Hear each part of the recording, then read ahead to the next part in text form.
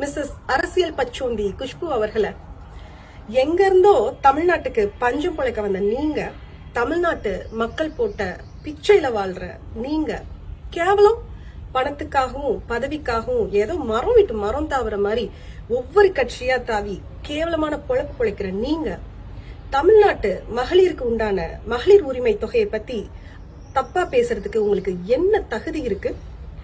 மாண்புமிகு தமிழ்நாடு முதல்வர் அவர்கள் அதுக்கு ஒரு அழகான பேர் வச்சிருக்காங்க, மகளிர் உரிமை தொகைன்னு சொல்லி.